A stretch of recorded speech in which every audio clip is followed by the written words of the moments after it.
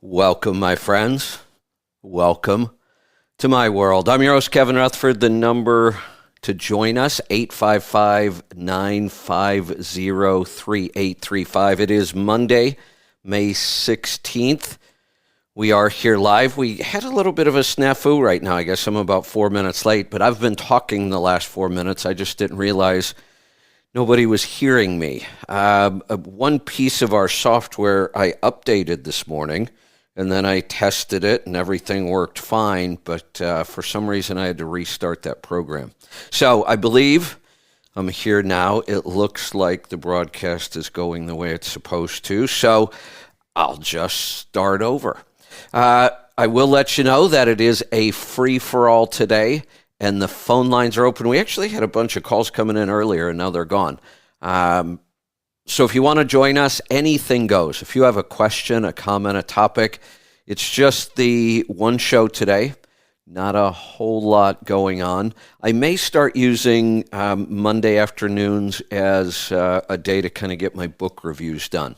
I haven't decided yet on the book review if I'm going to do them live as a show and take calls, or if I'm just going to do it as recorded, and whether they're always going to be at the same time every week. I know people like that because you know when to listen, but sometimes if I have a little more freedom on those to do them at different times, I'll be able to get more done. So still working on that, but today it is a free-for-all. I'll stay here as long as we have calls and questions, so line them up, 855-950-3835. My open today is really more of a preview of things that I'm working on that will probably become episodes or opens for future shows with more detail. I started working on some things over the weekend, a little bit, not a lot. Spent a lot of time in the garden, and Lisa and I got a lot of canning done. But I started working on some ideas, and then I continued with them this morning, but none of them... Well, like I say, they'll make a good show or a good open for probably Destination Health in the Pit. But there's a lot going on right now in the economy. And the economy's everything, and I'm just not finding any good news right now in the economy. And I'm absolutely shocked about the response from this administration, or the lack of response, or the programs that are really not going to fix this problem, not going to have any impact. A couple I'll talk about. Again, I'm not going to get too deep into them right now. But 6 to 8 months ago, leading up into the holidays, remember the talk was all about all the container ships sitting off the port, and we couldn't get them unloaded, and we couldn't get things delivered. And since that time, and in fact longer than that, really for the last 2+ years, we've been talking about shortages. You know, go all the way back to the paper towel, toilet paper shortage, mask shortages. We're still talking about shortages. And now it's baby formula and so many other things. We're talking about possibly rationing diesel fuel in the New England states this summer. So if we think back 6 to 8 months ago, about the only thing we heard out of the administration that they were doing, they kept saying we're doing everything we can to fix this. Everything. They kept saying that. They still say it. We're doing everything we can. When you ask them what everything is, give us an example. What are you doing? Crickets.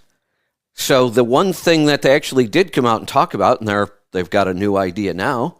So 6 to 8 months ago, remember, Pete Buttigieg, Secretary of Transportation, decided that we needed to make truck driving a better career.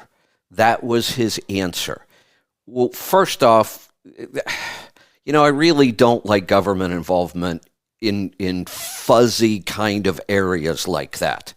We need to make the truck driving a better career. What does that mean? And first off, that if you can pull that off as a government, I don't know how you do, but if you can, we're talking about years before that has an impact. Years, not months. So first off, I don't believe that's the place of the government, but if they're going to do it, don't do it now, trying to convince people that somehow that's going to make our supply chain work better. But it gets even crazier than that. I read this headline and I thought, what does that even mean? So, DOT seeks members for Transportation Equity Committee. So I started reading this. This whole word equity used to mean how much value we had in our home. And actually, equity is kind of based on value and net and those kind of things. But now we've totally changed the meaning of the word equity. And I don't understand what the new meaning of the word is, by the way. But I read this whole article, and the whole article is a giant word salad. And all I could actually get out of it was this group that they're seeking members. They're asking people to apply to be a part of this group. The best I can tell is that this group is supposed to study and figure out better ways of reducing greenhouse gas emissions, but only in selected communities. It's all about disadvantaged communities and how they're being impacted by greenhouse gases. Well, first of all, we don't really have a clue how any of us are being affected by greenhouse gases. We just don't. And to think that we should now target individual communities and figure out how it's impacting them, and then what are we going to do to fix that? We could argue about the whole program, but the bigger argument is, why now? Why would you put any time or effort into something that can barely be defined, will have zero impact on the problems we're all facing today, and yet we don't hear a single thing about what they're doing to fix the supply chain? And honestly, what they need to do to fix it is just get the hell out of the way. Stop all the damn regulations. Stop studies and groups like this. Get the hell out of the way and let business do business. It's probably too late. Like I said in my last open that nobody heard, I'm keeping track of economic news, and I can't find anything good. I could, like I said, I'm not going to get too deep into the details now, but I'm working on a show with this. The economic news right now is bad, and this is what our government's doing. Putting together groups to figure out something that they can't even define doesn't make any sense and is going to have zero impact. Now, here's something that I haven't been hearing anywhere. It was actually, this article was in Transport Topics. Kudos to them. Gasoline prices are at record high. Diesel prices are at record high. We keep hearing about supply and demand, and should we pump more, and we should be pumping more, but we're not going to in this country. We're asking other countries to do it, which is also our solution to the baby formula now. The world's greatest superpower and greatest economy, the United States, can't even produce its own formula or fuel now. We're begging other countries to do it for us. We're going to import baby formula from Europe because we can't produce enough of it. How sad is that? So here's the problem when it comes to oil that I haven't heard anybody talking about. A lot of the problems right now are because we don't have enough refining capacity. So even if we get more crude oil supplies, we can't refine it. And here's why. Because of the COVID lockdowns. During the COVID lockdowns, refineries, if they had a line or a refinery that was sort of profitable, but it's old technology, it can cost hundreds of millions or even billions of dollars to update these refineries. And because of the COVID lockdowns, many of these companies decided to just close those refineries. And it doesn't look like they're going to open them back up because the government's in the way. Too many regulations. We have an administration that is clearly against fossil fuels, and companies are not going to make investments into refineries and fossil fuels in an economic or a political environment like this. In an economic environment like this, they should be scrambling to get those back online because there's so much demand. Prices are so good. Their profits are through the roof. The oil companies right now are making a lot of money, but they are private businesses. They get to decide how they want to invest their money. They are saying, we're not going to invest in refineries. We're not even going to invest much into crude oil going forward because the political environment is just against it. You can't take that kind of risk. So we're going to be facing high fuel prices and shortages for the foreseeable future, and I don't know how we're going to get out of this. Doesn't look good. When you go through the numbers, and again, I may turn this into an open, but one more point, and then I'm going to get to the calls because they're starting to come in. So line them up, 855-950-3835. In the last week, I've read many articles, and I've got an idea starting to come together. It's just a really tough topic. It's going to take a while. I've read several articles and pieces on how lockdowns, masks, and vaccines affected our economy, affected our health, affected our children. All of the effects were negative, all of them. And yet we're still pushing this kind of crap. So that's just a preview. I may do I don't know whether to make that a destination health or a pit. Maybe it'll be a combo of the two, because that all three of those really encompass our economy, our life, our businesses, our jobs, our health, all of it. And it's a fairly complicated topic, and most of this news is buried. You really have to dig to find this stuff. But everything we're looking back at now, all of our responses to COVID led us to where we are now, and not in a good way.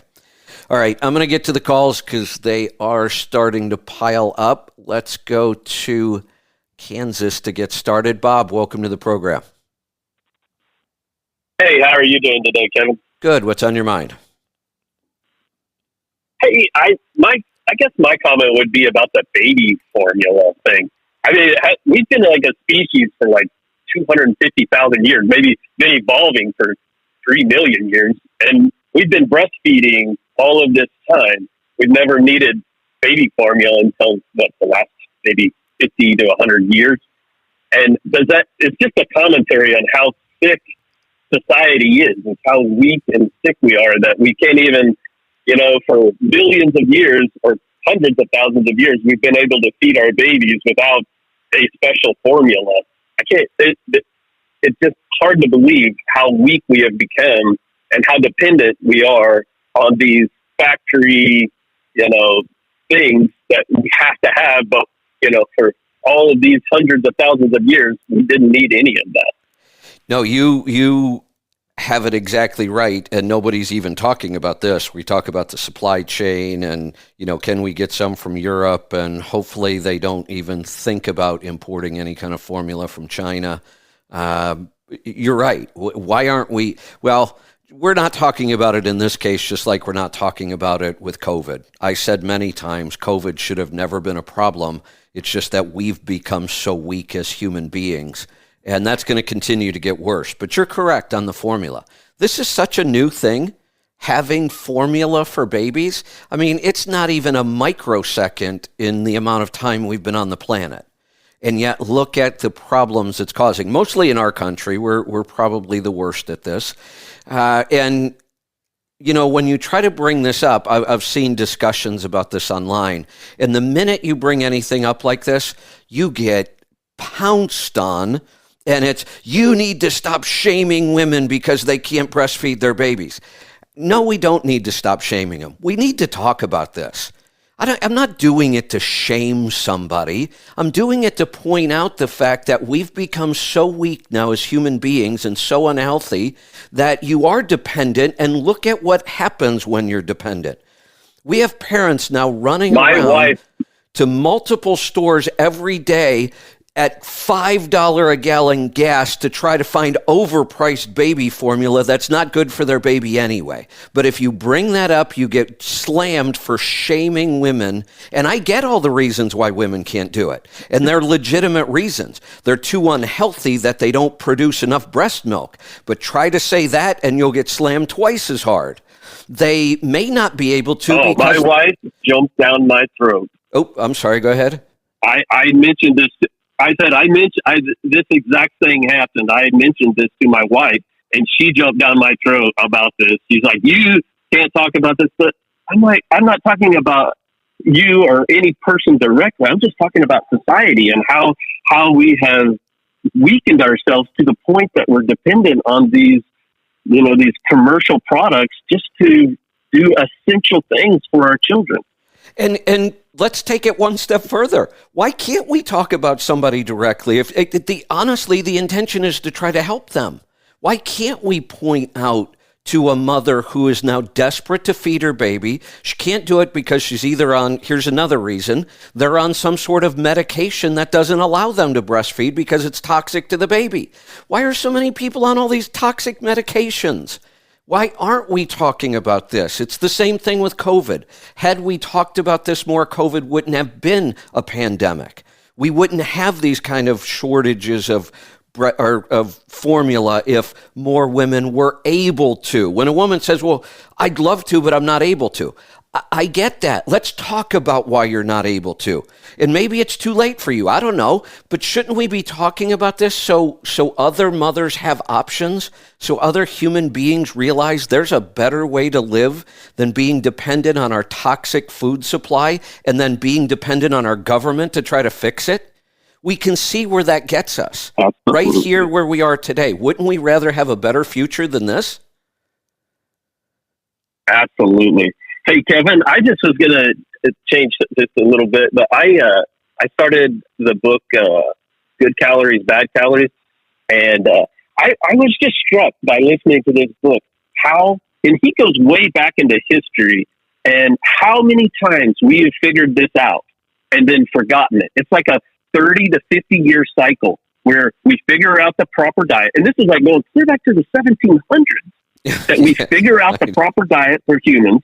And then 30 years later, because of it's so profitable to be in this manufacture of food business, it starts to take hold again.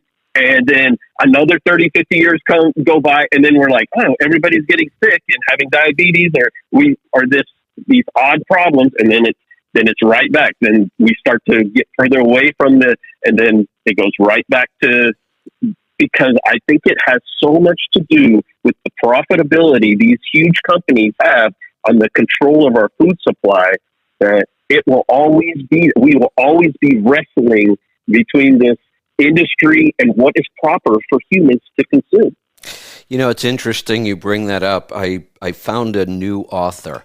And when I say I found him, I've seen this author's name around for a couple decades. I don't know why I never chose to read any of his books. He writes a lot.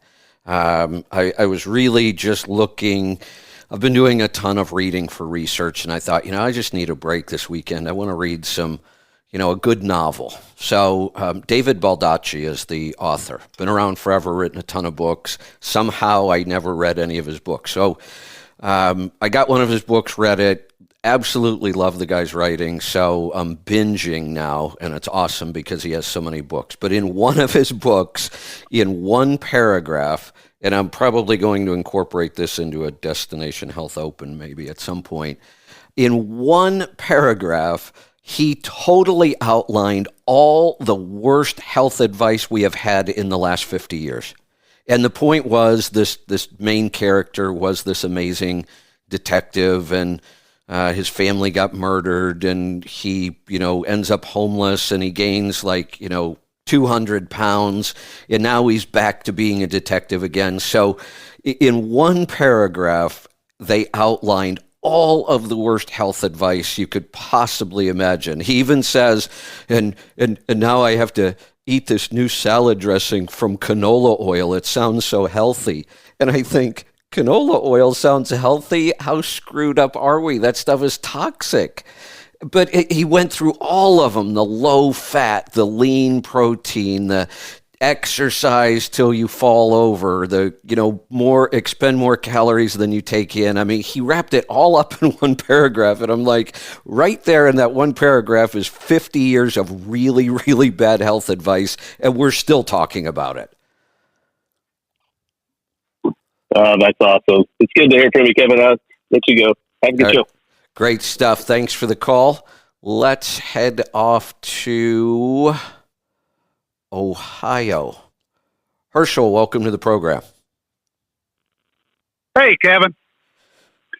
Well, I'm calling you by way of the new app. I used the Ask a Question button. Oh. And it popped up the phone number. I hit it and dialed right in. How cool. I love that. How cool. So I had a cardio miracle question, but now I just got to say this about the baby formula. Why are we not at least promoting the natural breastfeeding idea? Oh, I don't get it. You're absolutely right. And I said this, I think, on Friday, since this is a true emergency. I mean, there are people that are scrambling all day to try to find formula, and it's costing them a fortune. And yet the response from the FDA everywhere, I keep seeing articles, do not try to make your own formula at home. They are saying absolutely don't do it.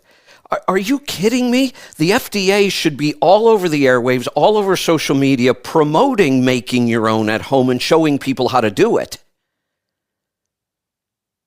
Well, and the other part I heard Friday on terrestrial radio, this one amazed me, that the administration says that they're going to allow imports of formula. Okay, wait a minute. I haul intermodal. The ships, the trains, you can't hardly get a chassis to put a container on right now, even if the container makes it to the city that it's supposed to be in. It's going to take 3-4 months for a container of stuff to come from wherever across the world. What are you going to do in the meantime? Exactly. Let's just tie up the supply chain even more. Yeah. Yeah. So cardio miracle. Okay, go ahead. Cardio miracle. I got it. And in the words of Mr. Wonderful, I think, what does he say? Is Baya Itcha Caramba or whatever that tagline is he says. That's kind of what that aftertaste does when it smacks you in the back of the head. Have you come up with something to put in it so that's not so radical? Woo, man. Here's the odd thing, Herschel. I am really sensitive to those sweetener aftertastes. Forget the artificial sweeteners. I hate those things, and the aftertaste on those is awful. Sucralose, all of them. Stevia and sugar alcohols do tend to have an aftertaste as well. It's usually not as bad as the artificial stuff, but I'm still pretty sensitive to it. I pick it up pretty quickly, and I don't like it. And a lot of times I won't consume a product just because of that. Lisa's the same way. She's even more sensitive to it than I am. Here's the interesting thing. I get none of that with Cardio Miracle. No aftertaste at all. Lisa says the same thing. And I keep hearing online, people keep saying the same thing. They love the taste of it. There's no aftertaste. You are the first person I've heard to say that.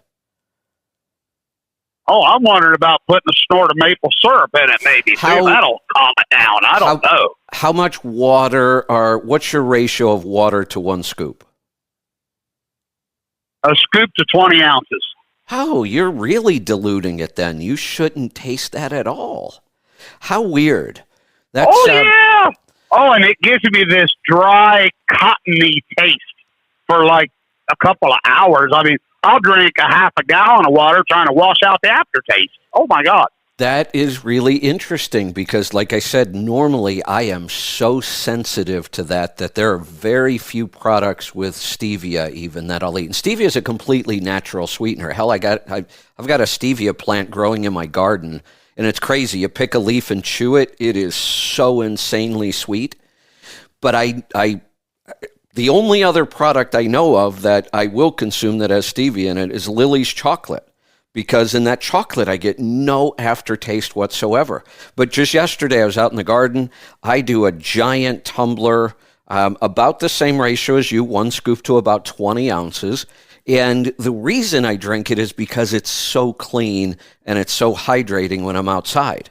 So I wonder if this is almost like one of those weird genetic things, like there are a lot of people who can't eat cilantro because it tastes like soap to them. And it's a genetic thing. A lot of other people obviously love cilantro. I'm one of them. But there are people who won't go near it because it tastes like soap. And we should start this conversation on Healthy Tribe, and I'll ask for feedback now if anybody else experiences this. I have the exact opposite experience. How big of a deal is it to do that before having anything to eat in the morning? That's what it says on the jug. But how big of a deal is it if you have or have not eaten? I don't think those things are big deals. You know, a lot of times companies will write that in because they do want people to get the absolute best outcome possible.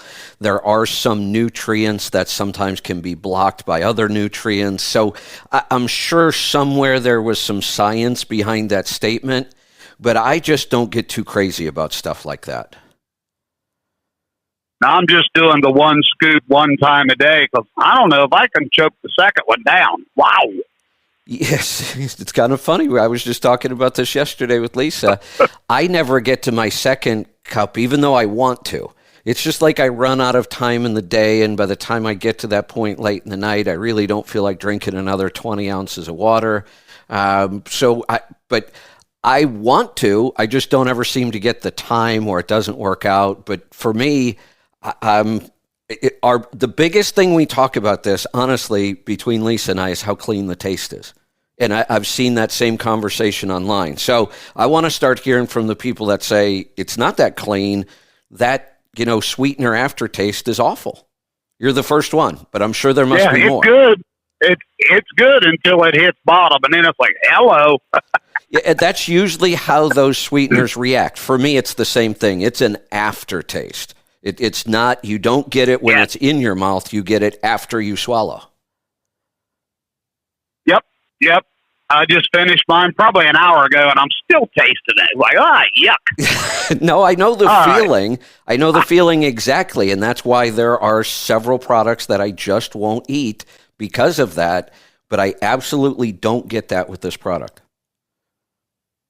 It reminds me of years ago back in the 70s. I'm about your age. I'll be 56 in August. Tab was a big deal. Everybody thought Tab was great. So I tried it. I was a kid, I tried it. Oh, my God. It makes me think of the Tab back in the 70s. I hated it. No way. I know exactly what you're talking about, and I am the same way. Like I said, I've found 2 products. Now, I've never found a product with sucralose or Splenda or any of those other. They always taste awful to me. Stevia, every now and then I'll find a product where I can't tell that there's stevia in there. And right now it's the Lily's chocolate and Cardio Miracle. I really just don't taste it. Have you ever had Ultra Eco chocolate? Yes, I have actually. Oh, that stuff. Oh, my God. I got to be careful of that stuff. It's good. I can make sparks fly off of one of them bars. Man. That is good chocolate. All right, man. I'll leave you be and let you get on to somebody else. Thank you. Hey, one more thing real quick. I just got this from Angie. So I need to ask her if she's experiencing this with Cardio Miracle. It says, I get the same. Stevia, monk fruit, erythritol. I'll have a nice taste initially, but then gets an awful aftertaste. Cilantro tastes like soap for her. So she's one of the people. Do you like cilantro? I don't know if there's any connection here or not, but. Not really. To me, it kind of tastes like a moldy sweat sock might smell, if you can figure out that taste. It's odd. It's really odd. I can't do a lot of cilantro, no. That's actually a genetic thing. If you take the 23andMe DNA test, they'll tell you whether or not you have the gene that makes cilantro taste funny. Angie has never tried Cardio Miracle, so I may have to get her to try some so we can test this theory. Yeah, tell her to have at it and keep you a glass of milk or something. You might want to. All right. All righty. We'll keep talking about that, though. I'd love to hear from some other people because, like I said, it's actually interesting that when we talk about it, it's the opposite. We actually talk about how clean the taste is. That's if I'm outside working, on a hot summer day and I'm sweating a lot, normally all I want is water because anything else makes my mouth feel funny. The aftertaste is weird, almost anything at that point. I'd rather just have water. Cardio Miracle is one of the first products like that I actually look forward to having it when I'm outside and sweating a lot. Let's grab another call. We've got some room on the lines if you want to jump in right now. 855-950-3835. Jump in. I'll stay here as long as we've got questions today. But after the questions run out, I don't think we have anything else today. Not doing any shows after the free-for-all. Actually, I'm going to go work on my show schedule. We've been rolling out new shows and testing new technology, and we need to stay on the schedule. We just had an update on the app. Herschel was just talking about that with the call-in button. That's obviously working. The app is coming along well. We hope to have that out here soon to the general public, and then we'll start working on our broadcast platform and app as well. So lots of stuff coming up. We're rolling out new shows. We're working on 2 new shows in the background with 2 new hosts. I'm excited about that. And the network is growing. So let's get to those calls. Let's go to Oklahoma. Joe, welcome to the program. Hey, Kevin, long time. I haven't talked to you in a really long time. About your oil refineries, I was kicked out in '79. So is that right? I was I was a refinery worker for 2 years, 2.5 years, something like that, and they just quit building refineries altogether. So everybody that was building refineries went off to paper plants because they were building paper plants like they were nothing. Yeah, we've heard this before that a lot of times, when we get hurricanes in the Gulf and it puts a refinery out of commission for a while, then we have shortages and prices go up. What we haven't been hearing is that, and sometimes it's as simple as that. They have a refinery damaged by a hurricane. They're not rebuilding them. And nobody's been talking about that. So now all of a sudden we're short on crude oil itself, but even if we get enough crude oil, it doesn't look like it's going to solve the problem because we can't refine it. Well, when I started doing that, I finally everybody kind of explained it to me. A plant's a plant's a plant. It can be a refinery, it can be a Kellogg's plant, it could be a hydroelectric dam. You get the same construction workers doing the same thing. That's a good point. So there's no shortage of labor. It's not the labor. Well, I thought they couldn't get people. Yeah, well, here's part of the problem. Like you said, this has been going on in the refinery world for a long time, and we've heard about it before. But as long as our gas was relatively cheap, like it has been for years, and we never have any shortages, then nobody pays attention to that kind of stuff. But it's been going on slowly over time.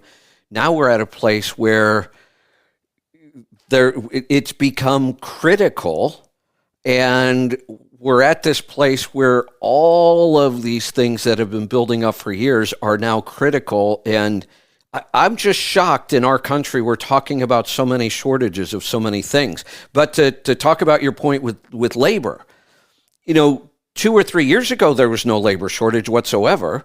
Now there actually is. And I don't know why. I don't. Where did everybody go that used to work? Did they all die of COVID or the vaccine? One of the two. You can't get people to do anything anymore. I'm looking at trying to get some work done here locally, and just forget it. If you can even get somebody to come out and give you an estimate, the estimate is so ridiculously high, you know what they're doing. They have so much work, they just throw out crazy prices, and if somebody takes it, then they'll figure out a way to do the job. I think that's all going to come to an end here pretty soon. We're already starting to see housing prices are pulling back, and I don't think this is going to go on for long. But right now, they would have a problem building or repairing refineries because they wouldn't be able to get enough people either. I had a shop do that to me the other day. $20,000 to paint the truck. Yeah, that's the kind of stuff that's happening. No, he just didn't want to do the work. He just said, if you're crazy enough to pay me that, I'll do it.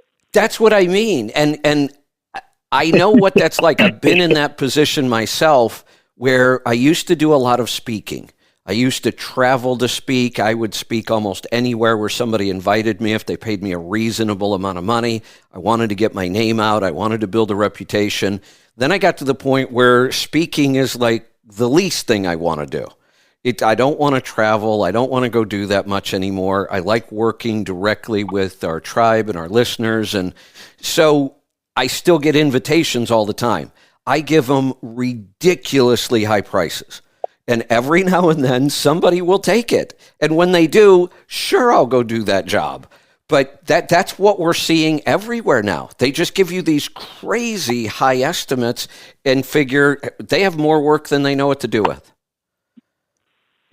Well, the reason I called you is because I bought a 2008 Peterbilt that has been deleted, and it's a real trouble. I just want your opinion on it, if you don't mind. What's the question specifically? We are absolutely against deleting. No. It's supposed to have an ARD on it. It's got a Cat C15. It's supposed to have an ARD on it. When I went to pick it up, I saw that there's no ARD on it, so it's been deleted. Now you can delete a truck, and it still looks like it hadn't been deleted. But whoever deleted this truck, they took everything off, and I didn't catch it. Now my understanding is that if somebody sells you a truck that's been deleted, they have to tell you. Well, wait a minute. That would be like if they tell you they're admitting they broke the law. No, they're just no. My understanding is you can sell a deleted truck if you tell the person. No, where have you read or heard that? How would it be okay to sell one when it's illegal to delete it in the first place? Well, because there's multiple uses. In other words, if you put on there deleted, what that means is it's just a parts truck. I see what you're saying. You can't drive that down the highway. I see. Right. Okay. I guess that could be the case. You're right. There are legal reasons you're allowed to delete trucks, but once you do it, it's no longer, legal for highway use. I see what you're saying. So yeah, I'm with you. I would think. Now, this could also be state to state because a lot of vehicle transfer laws are state laws, not federal laws. So are you aware of the state where the transaction took place, where you bought the truck, what their laws are about this? Oh, no, but I did call it. I got it in Indiana. I drove it down here. It drove great. I don't know. So I called the lawyer there, and he told me he wants pictures, and he wants 2 people to come out and give testimonials. And I have no idea what that even means. Furthermore, he said, even if I do sue and win, if he's got everything in somebody else's name, I'm never going to get anything. Well, here's the thing about lawsuits that a lot of people don't realize. There are multiple steps if you're trying to get money back on something or some sort of damages. First, you have to be able to take them to court, whether that's small claims court or traditional court, and that depends on the amount you're suing for and what state you're in. And if you do happen to win a judgment, people think, oh, I won. Yeah, but what have you won? Because the courts don't do much about collecting these judgments.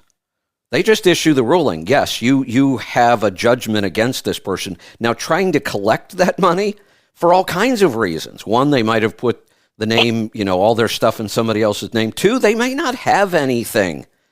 We need to be careful about suing somebody that doesn't have anything to recover. And there's all kinds, most judgments never get paid out. This guy's got money, but one thing that took me aback hold on, Joe. Go ahead. Joe, you can't know that, I don't think, unless you absolutely have access to his financial records. I don't care if the guy has 37 brand new cars in his garage and a $2.5 million home. It doesn't mean that he has any money. He could be so far in debt that he's actually completely upside down and has a negative net worth. You can't know that about somebody. You can just think it. Yeah, I mean, it looks like people have money. There's a lot of this going around.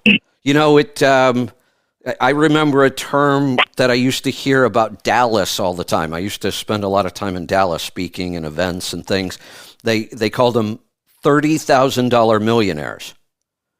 They made $30,000 to $40,000 a year, and when you looked at them, you'd think they'd make $1 million. They're driving a Mercedes, they're decked out in new clothes, and they are so upside down on everything they own. And I think we're going to see a lot of that now. I think we're going to see a lot of those people start to file personal bankruptcies because this economy is going to take them down. And then I get nothing. You right? get nothing. Exactly correct. You get a judgment and a piece of paper, but you get nothing in return. What took me aback was he also said, since before I took it, it was at a shop the guy used for a very long time. He DOT'd it, made $4,000 worth of fixes, and I got the DOT deal. He goes, you know what? I think I'm going to sue that shop. I thought, what? How can you sue the shop? This guy's going to sue everybody, I guess. Well, that's what lawyers do. I mean, it's like doctors and surgeons. If you go to a surgeon, they want to do surgery. That's what they do. They don't look for other options. Same thing here. Lawyers, that's what they want to do. They want to sue people because that's how they make money. Doesn't necessarily mean it's the best idea for you.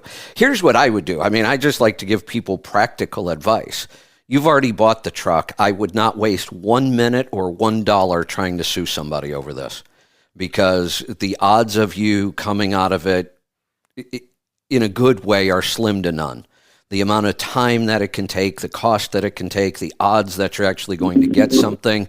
If I were you, I would run this truck for a while. If it looks like it's going to be a good truck, like fuel economy is pretty good, performance is good, I would just keep it and run it. If it wasn't a good truck, then I guess I'd try to resell it, and I guess I'd be more honest about telling the buyers that it was deleted, unfortunately. But I would try running it first and see what it does.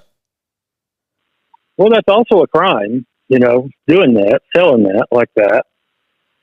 And I'm not real sure, because people were telling me before you even left, you should have called the sheriff. I said, well, yeah, hindsight, Yeah, again, the sheriff's going to come out and say, this is a civil matter. They don't understand the law. This is, like I said, really? Yeah, this is just a mess, the whole situation. So my practical advice, honestly, just run this truck, and if you like it, I would just keep it. Well, I can guarantee you I'm not the only one. Oh, no, I'm sure this happens quite a bit. Because you could, if that ARD's on there, you can actually throw that ARD away every 6 months, and that truck will run just fine. Oh, I know. I actually looked into it after I bought it. So. I know. Oh, I mean, you just got it. It's just another $3,000. I mean, it's just $3,000 you got to spend every 6 months. Right. Yeah, and so that was my plan. You're right. It is difficult sometimes unless you really understand these emission systems and how it's possible to delete them, but still leave all the parts on there and kind of make it look like it's difficult. Most people would not be able to figure it out. Well, this guy didn't even try. He just threw it all in the trash. Yeah. Well, like I said, let's hope this thing runs well and gets decent fuel economy. And if it does, I would just keep it and make money with it. Well, I appreciate your advice. I haven't talked to you in a long time. I hope things are going well with you and yours. They are. Thanks for the call. Let's go to Florida. Derek, welcome to the program. Hey, Kevin, how are you? Doing good. What's on your mind today? Well, I just, about a week or two ago, I installed an OPS on the truck, and at that time, I dropped the T4 oil that was in there and put T6 in, and I took a sample at the meantime to get a baseline for where I was at after a recent in-frame. So you should have that information from you. Yeah, so this one, it looks like you put, 16,000 miles on the oil, and we're at 26 on the in-frame. So I'm assuming you did that first oil change right Yep. at about 10,000? Yeah, it was. It was right in there at the 10,000 range. Okay. And I just dropped it, and with all the mess that's in there, and I probably should have dropped it earlier. Yeah, now that's going hindsight, looking back. That's, we do recommend it. It's a good idea. I'm not sure how much of a difference it really does make. Who did the in-frame? It was a Detroit shop in Omaha. Well, they did a hell of a job as far as I can tell from the sample, because this thing looks like it's running really well. And I saw where they flagged a little bit of fuel dilution, but if memory serves right, that isn't too high on your spec. It's not even close to anything we would ever be concerned about. You're at 2.1. I think they start flagging it at 2, and we tell people not even to think about injectors until you get to 4. You're not even close. So that to me is a really low fuel dilution number. They flagged a little bit of tin. It's 3 parts per million. I saw that as well. Your silicon is nice and low. There's a little bit of a soot issue for a Series 60. It's a really clean engine. We like to get soot down under 0.1. You're at 1.6, but I would give that some break-in time. And if that doesn't clear up, say by 75 to 100,000 miles, then I would, and I may just do it anyway, do the overhead on a Series 60, somewhere between 75 and 100. But it looks to me like they did a great job on this. Okay, great. I'm glad to hear that. Like I said, this is my first time doing having a sample done on anything. So, got the OPS running. It's been doing great. I've installed a fleet air filter. I've been through to see Chad down in Kansas City. So I'm making the moves. I'm just one little piece at a time, like Johnny Cash. So. There you go. Excellent. Love that. Well, keep it up and keep sampling, because it tells us a lot. Yeah, so you recommend 25,000 on that? Yep. Just pull a sample off the system? Yep. Okay. If you have the OPS, use the 10-inch filters and do a sample and a filter change every 25,000, and then we don't change the oil till that sample tells us we should. Right, and change the full flow filters every other time, correct? Perfect. Yep, you got it. There you go. All right. I'd appreciate your time. Let you on to the next one. Looking good. Thanks for the call. Let's, I do have a report back from Angie on the Cardio Miracle. Matt had some at home, so she tried it. She sent me a green-faced emoji, and she doesn't like it. This is going to be interesting if it turns out this has some correlation with the cilantro gene. So far, 2 people who don't like the taste of Cardio Miracle, and that's been pretty rare so far. I haven't heard much of this at all. But neither one of them like cilantro, and that's actually a genetic thing. So we'll have to see if that holds true or not. And the thing with the gene, by the way, is not 100% either. I have heard some people say they absolutely hate cilantro and they don't have that gene. I don't know if I've heard anybody that has the gene and likes cilantro, though, the other way around. I might have to do some digging on that. Let's go to Matt in Georgia. Matt, welcome to the program.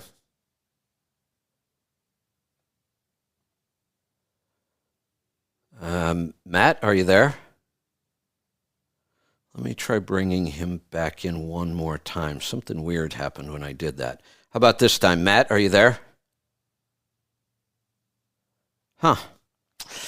Angie, I'm going to put Matt back into the queue. Can you check that line for me? And I'm going to try Vic and Sarah in Illinois. Welcome. Hey, what's up, Kevin? Hey, there you are. It must not be me then. What's on your mind today? things. You said you might have a second to get another call, so I had to bring this one by you. Who is in control of Texas border? Is it Governor Abbott or is it our buddy Biden? Well, technically, for the most part, the federal government should be protecting all of our borders. That's their job, and we have several agencies that do it. We have Border Patrol, we have ICE, we have all kinds of agencies that can be a part of that protection. And then I do believe that states also have some rights about how they protect their own borders. And for the most part, states have not gotten involved with this, and it's mostly been controlled at the federal level. But what we're seeing happening now, and especially in Texas, because they're getting hit the hardest, is that the federal government is doing nothing. These states and these local communities and farmers and ranchers are being horribly impacted by this. And the states are now stepping up, Texas, and saying, look, we'll spend our own money to fix this problem then. They've been asking the federal government for, since this administration took over, they've been asking the federal government for help, and the problem just continues to get worse. The numbers get bigger and bigger and bigger. Now we're worried about Title 42 ending. I think that's coming up fairly soon, and they're predicting those numbers could double or triple. So the states are saying, look, we have to step up and do something. Well, my understanding is that also, and I kind of had this conversation with Matt also. Now, in this situation, you're the governor. It's either going to cost you hundreds of millions of dollars to let all these people in, or it's going to cost you hundreds of millions of dollars to put the National Guard or whoever down there at the border, right? Right. Either way, it's going to cost a lot of money. Yeah. So what do you do? Are you reactive or are you proactive? You want to keep running for offices in the future, or you want to stand out like Santos? Right now, the only people in conservative lines that are really standing out seems to be the DeSantis guy, because he's doing all the right things.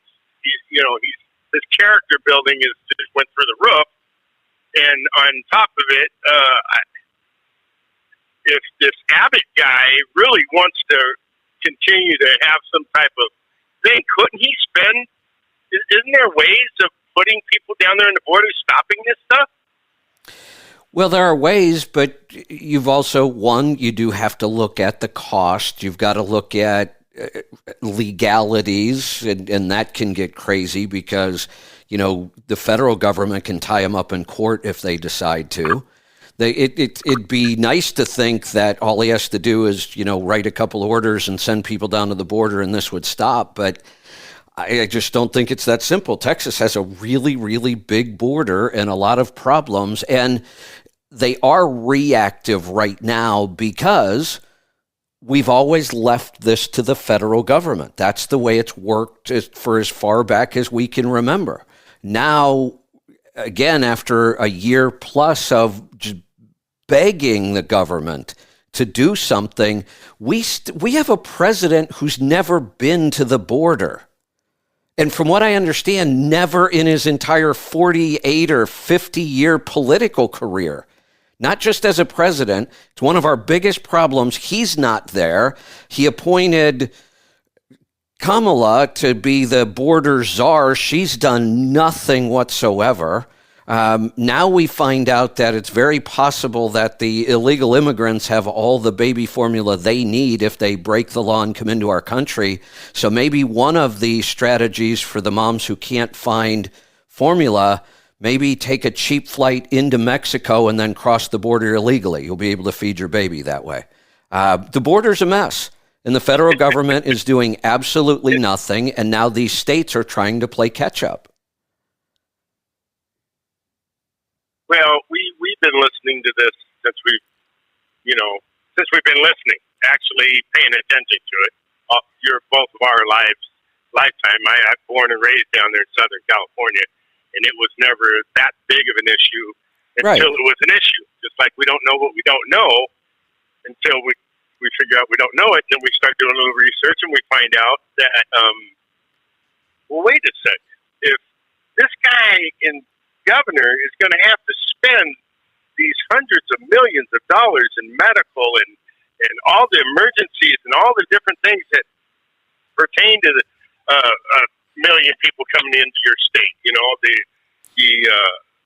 all the different expenditures that are going to happen. Wait a second, if I put some expenses up here, I might be able to divert some down here.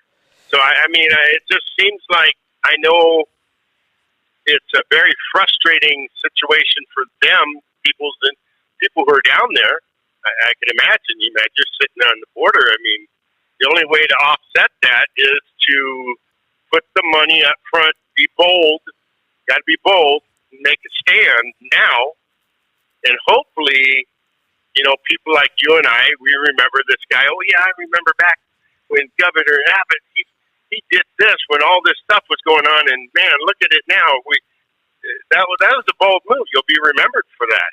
Or just let hundreds of millions of people come into our, hundreds of thousands of people come into our society, and then we find out later down the road some guy wiped out a supermarket in Buffalo, New York. You know, oh, it's just an 18-year-old kid. It had nothing to do with that. No, people listen to all this stuff, and they start getting pissed. They start getting angry. Then I'll take life into my own hands and stuff shit like this happens. I mean, this is going to happen. This is like a domino effect. No, there's no doubt. You're right. Let me play devil's advocate, because Abbott's in a tough place right now. A state like Texas. Yeah. Holy cow, that is a huge economy. There is a lot going on in a state like Texas, and the governor's got to be responsible for it all. And you have to remember, if the federal government is always taking care of our borders, which they always have, there's nothing in the state's budget that's ever been set aside for things like this. Why would there be? Why would you have a budget for something you don't need to spend money on? The federal government always did. Now all of a sudden he's in this position. The federal government's not doing anything. Did you see what he was doing? He was putting these illegal immigrants on buses and sending them to D.C. to try to get their attention. That was great. I like that. Yeah, it's symbolic. A couple busloads isn't going to fix the problem, but it was at least a plea. Look, we need help, and we're sending these people to you because we can't handle them anymore. Now he has a tough decision to make.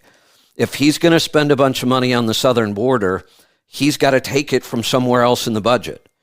Now you create another financial problem in the state, and depending on who that problem impacts, you could be out of a job at the next election. This is not that simple. You are correct. He's going to have to spend the money one way or the other.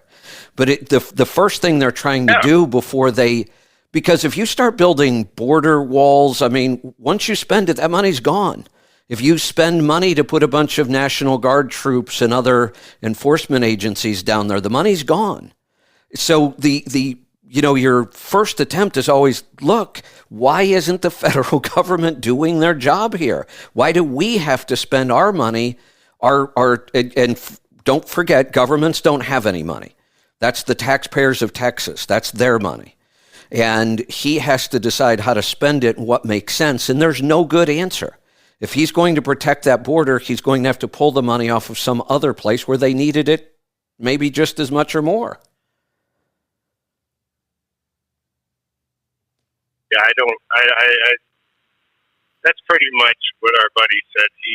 That alluded to the same scenario, but it just, you get to the point where, when we start seeing, we'll see this. We'll see these people, these Asians. They're not just what people call Mexicans and Salvadorians and Colombians. They're Cubans. They're coming halfway across the country to go in illegally, which gets them in legally, then they go through those borders. Now, it only takes a handful of times before everybody gets to the conclusion, wait a second, this is how you get through the country. I remember back when Sarah and I went to Aruba. The only thing we thought of in a kind of in a jokingly way, had we gotten stopped in Aruba, all we would have had to do is go across the continent, drive back up, and then go through it illegally, and we'd be back in our country. Everybody in the world now knows we have no southern border. They're flying from all over the world into Mexico or other South American countries so that they can just walk across our border. Why wouldn't you? I mean, I don't blame the people for doing this. That our government has basically said, come on in, we'll take care of you. And it's been like this for I don't know how long. And I remember back in the 80s and 90s where they used to talk about how, Carter was letting everybody in, but he was saying, well, I only want them in for the conservative people who own these big old farms. They want the labor, so they don't say anything, and they just let us take it, and they let us take our little piece of the pie, and we'll take the blame for everything, And this is so. Go ahead. I just want to make it clear. I am all for legal immigration. In fact, right now, based on what's going on in our economy, I want to increase the numbers of legal people, immigrants we allow to come to this country. Increase the number. Encourage more people to come. We need them. We have a huge labor shortage in this country. Why not bring in more people? But why don't we be responsible about it? We should be vetting these people. They just found like 30 or 40 people on the terror watch list that they caught crossing the southern border. If we caught 30 or 40, there's probably 300 of them at least on the terror watch list. But we should be expanding our legal immigration. We should be locking down the borders hard. We should be putting a stop to all of this flooding across the border and then we just let you into the country. That needs to stop, and we need to increase the number of legal immigrants we're allowing into the country. And you know what? Since we're just out of high school, that stuff's been going on. These conversations have gone on, and this is what we should do. This is what we should do. And then here we are 40 years. Is it 30? It's 40? 40 years later? Yeah. It's the same thing, scenario. And here we are talking about it, and listen twice as much, as you speak. That's why I don't kind of call in. I just listen to you, and I listen to you go on and pick up my stuff that stays in my brain. And my God, this scenario that we're dealing with right now is so far out of realm of reality that your pit, partners in. So let me just play off of the comment you just made that you and I, when we graduated 40 years ago, and the reason you focus on 40 years ago when you and I graduated is because that's probably about the time we first started paying attention to these kind of things, right? As a 10-year-old, you don't think about this kind of stuff. So really, we could go back even further. That's just when you and I became aware of this. It's been going on longer, but let's not just talk about the border. Have high gas prices and shortages been a problem in the past? Wasn't it the 70s where we had to ration gas and we had lines everywhere? So that's whatever your license plate allowed you. That was the day, whether it's Monday, Tuesday, Right. So that's not a new problem. Do you remember in the late 70s, early 80s, how bad crime was in big cities? New York was a cesspool. Remember how bad New York City was as far as crime was in the 80s and other big cities? You would never think about visiting on a vacation. Correct. So that's not a new problem. We talk about in the 80s, early 80s, we had stagflation and rampant inflation, which was a huge so that's not a new problem. Here's what's happening, though. Almost each one of those problems peaked at different times. Now, all of a sudden, we are dealing with all of them at once, and we're setting records. We're setting record numbers in crime. We're setting record prices for fuel and gas, and now we're talking about shortages. We're talking about baby formula shortages. The southern border doesn't even exist anymore. So all of these problems, we could look and say, well, yeah, there were other times in the past when they were bad, Never have they been this bad, and never had we had to deal with them all at the same time.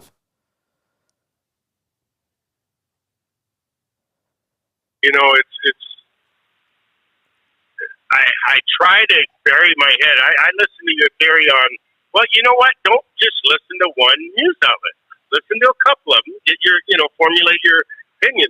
I can't listen to it. None of them. It's even Fox. It's getting, I don't watch NBC, NBC, I don't watch all that stuff. It's all negative and it's all angry, and so I don't watch it. So then I listen to your Tuckers or your. Now it's only Gutfeld. I barely listen to Tucker because he does that to me. He'll go, "Oh, did you catch this? Watch this," and then you watch it and you go, "God damn it! I didn't watch that because I didn't want to see this shit." Now you're making me watch it. Yeah, no, I get it. So I don't listen to Hannity anymore because he does a lot of that. And then Jesse Waters and all these people, hey, watch this. Here, I'm going to show you this. God damn it. I didn't watch that because I don't want to listen to that shit. Well, I want unfair and unbalanced kind of. I have a theory on why we're getting so fed up with hearing this. It's because we've been hearing it now for years, literally. We've been hearing it for years, and I get tired of talking about it because there don't seem to be any solution. Well, that's not true. There are plenty of solutions. The people in charge don't seem interested in solutions. And it just seems to me like we're just talking about the same stuff over and over and over, and there is zero improvement. Like I said, I don't remember which open I said it in this morning. I did 2 of them, but nobody heard the first one. This administration, it makes me insane to watch the press briefings every day, but I watch them every day. It's like pure torture. But no matter what the topic is, the problem, all these problems we keep talking about and outlining, their answer is the same thing. We're doing everything in our power to fix that, but they won't tell us one single thing that they're doing. Kevin, if it wasn't for you, there's a certain, people say, you don't talk Kevin, his head gets, I don't give a shit. You're probably one of the most well-read and rounded people, kind of like fair and balanced. It used to mean something, but now with the got my chain of thought where I was going with that. But if it wasn't for you, listening to you, I think I would be a Gutfeld because you ever watch Gutfeld? Yeah, at least he tries to add a little humor to it. Humor. It's all humor, and you're laughing, and it's so humor. That's what he does with it, and I go, well, shit. I'm all the way to like first 5. Listen to Tucker's opening, and then when I don't want to watch this, bing, there goes the button. I'm done with you. And then I'm done with you. You start making me watch shit. I don't watch that program because of this, and then now I'm watching you, giving you the benefit of the doubt. Now you're going to make me watch it. Hey, Vic. Yeah. Have you ever watched The View? Oh no, Kevin, come on now. You should watch it. Really, I'm definitely going to watch it. You should watch it and then call me back. We'll have fun with that. My head, that's what you. But it's I'm getting too old now. Thank God for your cardio miracle, because I really do believe that it's calmed down my heart and it's fixed it from getting close to having a heart attack. So, and then I say, well, shit, and then Kevin says, well, get a big scoop, a heaping scoop. So I'm a heaping scoop type of guy. And then you know what? This darn country is going to drive me into a massive heart attack. Oh, and you got to take it once in the morning and once at night. Oh, shit, I haven't been doing that at night. So now it's like twice a day. This is what I focus on more than copy. Go ahead. I just had an idea for a show. I need to think this through, but it might be really fun to get 3 or 4 other people together with me and have a panel.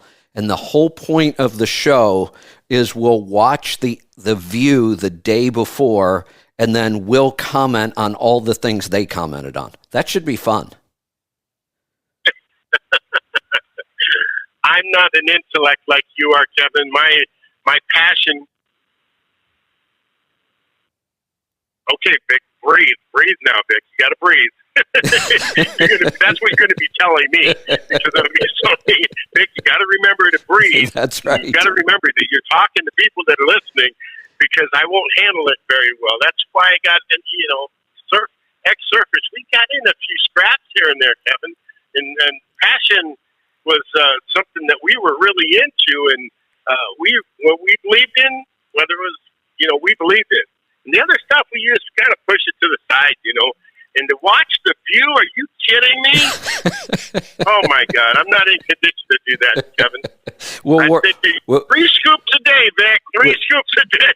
We'll work on it. We'll put you in the sauna blanket and then a cold shower and give you a bunch of Cardio Miracle, and we'll get you ready. I'll tell you what. I'll do this. This time we'll give you my word.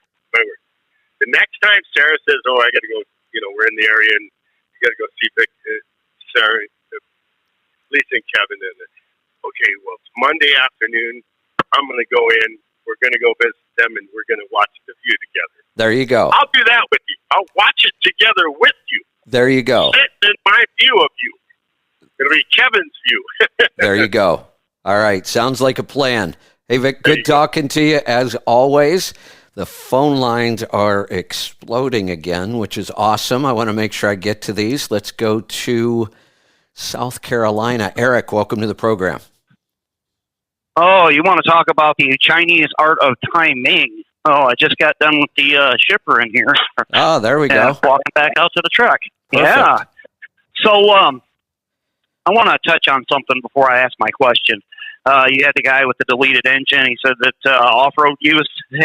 Yeah, off-road engines are Tier 4 interim for 2011 and Tier 4 full 2014, just like large trucks. Oh, well, there's a good point. Yeah. And I don't keep up with that stuff. I know we have industrial engines, we have military engines, we have off-road. It's also damn confusing. Yeah, it goes from 150 horsepower up to 750, and then the 750 plus is a different animal there. Now, I just want to make sure, because I don't know this for a fact, but I have a feeling that horsepower is only based on the original stated horsepower from the manufacturer. You can't go turn your engine up to 900 horsepower to get away from these regulations. That's correct. That's correct. And even if you did, you'd have to go through a bunch of stuff like Joel has to go through. Joel, he gets new valve cover and all kinds of stuff with the new emission standards for a little bit of horsepower he changed. Yeah, you're right. Good point. So my actual question is, I bought a car, and I bought the car to take up to the company that I'm leased on with and use it on my personal time. Now, I realize that I don't get the deduction for travel and all that kind of stuff to use that car from that location to go home. My actual question is, if I put a geo-tracker on that particular vehicle, will I get the deduction for the cost of the geo-tracker? Yes, as a percentage, or actually it depends on what method you're going to use to deduct that vehicle. And if you use the method I'm probably going to recommend, then no, technically you don't. There are two methods. First off, you are an owner-operator, correct? Yes, that's correct. Okay. And let's talk about a kind of a hack to add some deductible miles here. You are correct that if the trip from your home to where the truck is parked, that's considered a commute, and commutes are technically not deductible. But if instead You leave your house and you go Make the to parts run. the parts store and then to the truck, then that becomes deductible. So just keep that I thought about that. Yeah, I thought about buying something from Yep. Volvo and then driving Yep. all the way to Volvo in Louisville from Minneapolis and doing it that way. I didn't think about that. There are ways to make those things deductible. So keep that in mind. It can really add up. There are two methods for deducting the business use of a personal vehicle. And that's what this is. It's a personal vehicle, but you own a business. You're allowed to use that vehicle, and we're allowed to take a deduction when it is a business use. So the first way, which is far more complicated and almost always ends up in a smaller deduction, is that you take all of the expenses for owning that vehicle. Payments, insurance, interest, repairs, maintenance, all that stuff. And you add it all up and you say, okay, I spent this much money to own and operate this vehicle. Now you have to keep two different logs on mileage. You keep a log every time you use it personally, and you keep a log every time you use it for business. Now we have to figure the percentage. Did you use it 72% for business? If you did, then we get to deduct 72% of all of your expenses. That's the first method. The second method is you keep one log for business use and keep total miles you put on the vehicle. And then you just take the standard allowance, which off the top of my head, like 56 cents or something. I was going to say it's usually between 50 and 60 cents a mile. And when gas prices go up, that number goes up. It always has. I'm assuming it will again now. But even if it doesn't, nobody spends 50 to 60 cents a mile to operate a personal vehicle. It's not even close. Right. So using the mileage allowance is the way to do it. And then technically, no, you don't get a specific deduction for that item you put on the GeoTracker because now it's just part of your mileage allowance. Right. Okay, yeah, I was just curious about that because I was looking at Links Up, and they're like $36 a month, but it gets mounted deep into the dash where they can't just disconnect it. Yeah, it's probably a good idea to have one. $36 a month isn't much, and you, like I said, that mileage allowance is so generous that you get to deduct far more than you really spend. Outstanding. So, I'll tell the wife whenever we decide to go on home time that, we got to pick up some parts. Yeah, and one other thing that a lot of people don't realize because they make it sound like if you're going to use the mileage allowance, that covers everything. That's not technically true. There are still two other areas that involve that vehicle that you are allowed to deduct directly even when you're on the mileage allowance. And they are tolls and parking. So if you're paying to park that vehicle somewhere, then that parking is deductible on top of the mileage allowance, and any tolls you might spend are also deductible on top of the allowance. Well, I've got a spot inside of the shop, so I really ain't going to be paying for that. Okay. I drive it up the ramp and park it over in the corner, and they stack a bunch of freight around it. So, we're going to be in pretty good shape, I think. Perfect. Yeah, go with the mileage allowance. It's so much easier and better. Awesome. Thank you so much. You're welcome. Thanks for the call.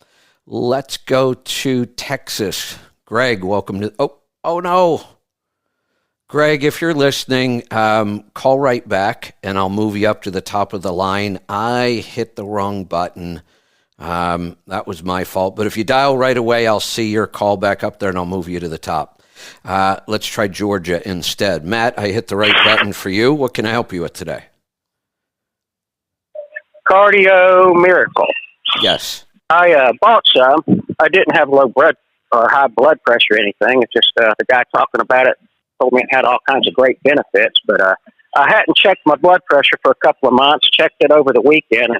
It's numbers like I'd never seen before, like 100 over 70, and normally I was running 130, 135 over about 80. So the stuff really does work. But the reason I was calling, a couple of callers said they had a problem with the taste. You can add a lemon to it, or you can add your Bragg's vinegar to it, and it takes the sweetness right out of there. Oh, you know what? You just reminded me of something I was doing last summer, and I forgot all about it. When I would make my big tumbler to go outside and work in the garden, I would put some Bragg's in there. Just because I kind of like that acidic taste, and, it makes it even cleaner, and you get a bunch of good stuff from the Bragg's. And I was doing that last summer. I forgot all about that. You're right. It changes that taste quite a bit. So are you sensitive to the taste without the Bragg's in it? No, it tastes good to me. I just, I hadn't tasted anything sweet in so long. It was unusual. But, I didn't really put it in there to change the taste. I just got to, have a lemon a day and Bragg's every day. Just kind of put it all together there. That's kind of why I did it too. It wasn't because of the taste. I figure since I'm going to make this every day, it only takes me a second to throw some Bragg's in here, and then I'm getting some every day. So I didn't do it for the taste, but you're right. It cuts the sweetness way down on it. That may work for him. Yeah, and another thing on, you said the yogurt tasted kind of tart. I didn't have a problem with the taste, but I did experiment a little bit and put some of the collagen peptides in it. I think I had some kind of orange vanilla flavor. Put that in there, and that gave it a sweet taste. Also, you can put that Cardio Miracle in the yogurt as well, and gives it a sweet taste. Somebody else mentioned that. I haven't tried that yet, but Cardio Miracle in the yogurt might be a really good thing to do. I like that idea. Yeah, well, give it a try, my friend. I appreciate you, Kevin. Will do. Thanks for the call. Great stuff, by the way. Let's, all right, I don't see Matt in Georgia. He had a question on Cardio Miracle as well. Matt, I hung up on you, so if you want to dial back in, I'll keep an eye out for your call, and I'll move you up to the top. Let's go to Lost Wages. Gene, welcome to the program. Oh, Gene, are you there? That's another one. I'm going to put that one back in the queue. Angie, can you check on that that call? Let's try Texas. Terry, welcome to the program. Hey, Kevin, how's it going? Good. What's on your mind today? Cardio Miracle. It tastes pretty bad to me. It's almost like taking medicine. But I also can't do stevia. It's real bitter, and I cannot stand cilantro. Interesting. So maybe there's something to it. I got to go do a little digging on this, because cilantro is one of those foods that people seem to either love or they hate. And I fall in the love category. Man, you can't put enough cilantro on something for me. I use it a lot. I grow it all summer long. I've done a lot of Mexican restaurants and salsa. I can have a little bit in it, but if they put too much, I can't do it. That's interesting. I can handle just a little bit, but not much. Yeah, so now we're starting to hear the same thing about Cardio Miracle, that some people, and I will tell you, Lisa is a good test of this. Lisa does not, she's like a super taster. She's really sensitive to taste and smell, and it's one of the reasons she can cook so good, because she has such a sensitive palate. But normally, anything like this, with any kind of a sweetener, she just can't stand it. Cardio Miracle is one of the things she does consistently. Every day. I never see her miss a day with Cardio Miracle. It's the same way. People either seem to love the taste of Cardio Miracle or they hate it.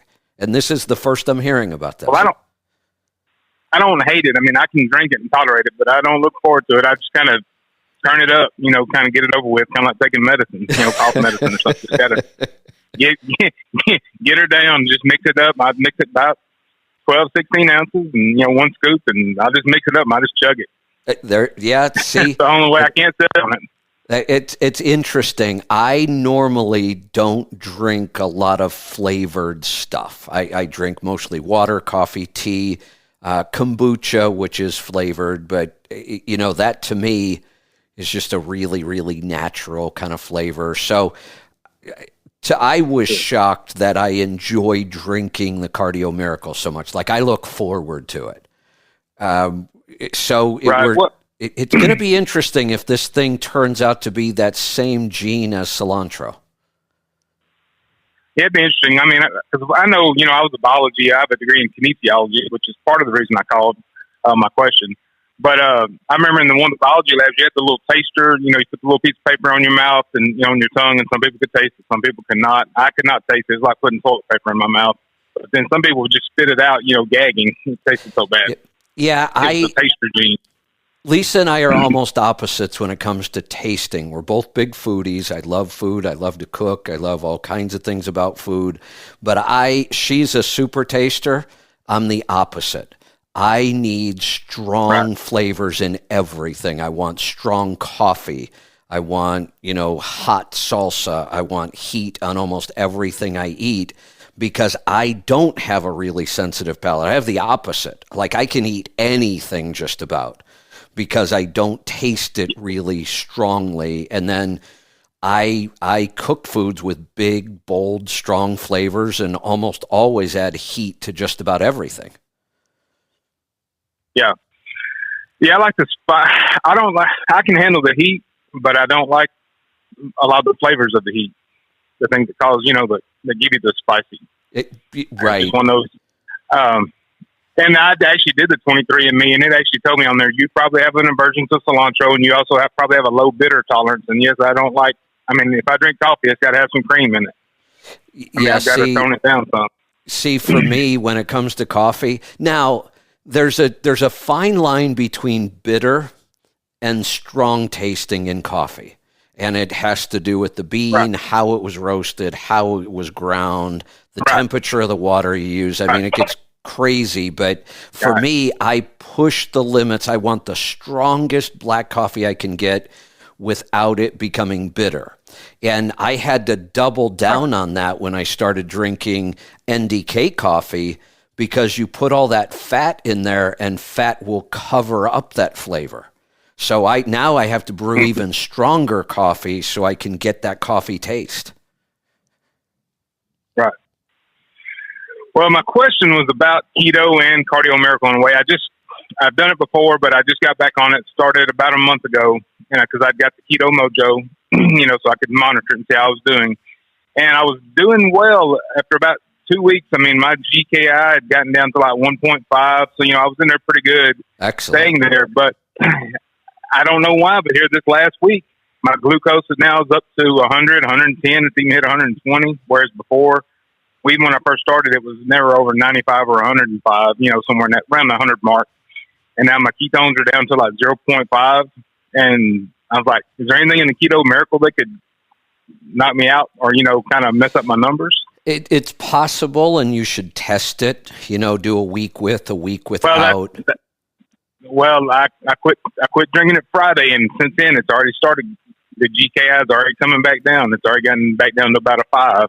That could be it then. 4 to 5. Yeah, and that's the way we would test it. And I don't think it.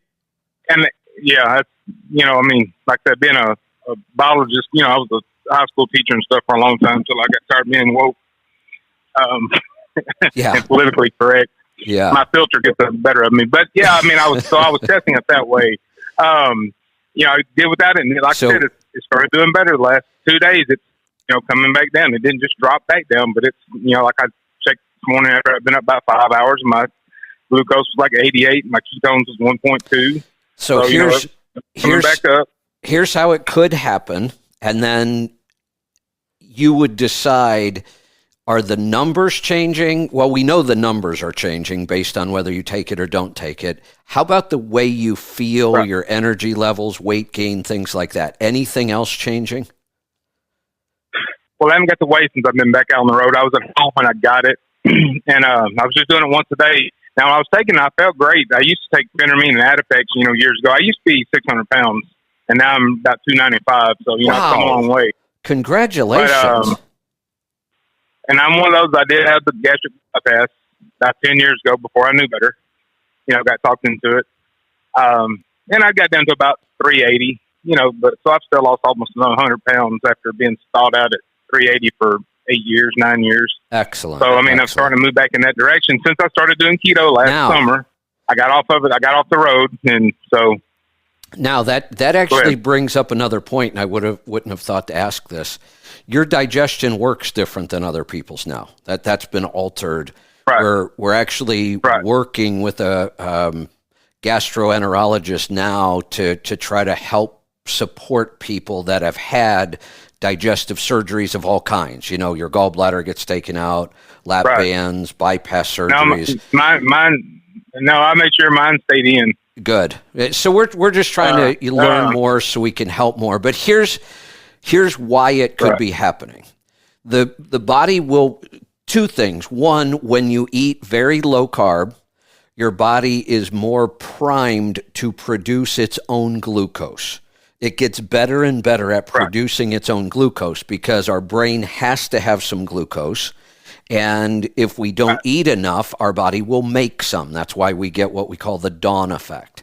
Now, on top of that, anything that tastes sweet, even if it's not going to physically raise your blood sugar, just the sweet taste can be enough so that your body starts putting out some insulin and other things because it thinks carbohydrates are coming. So, and that actually gets amplified when you eat lower carb. Then when you do taste something sweet, your body will dump some glucose and some insulin and other things. So it does sound already like that's what's happening.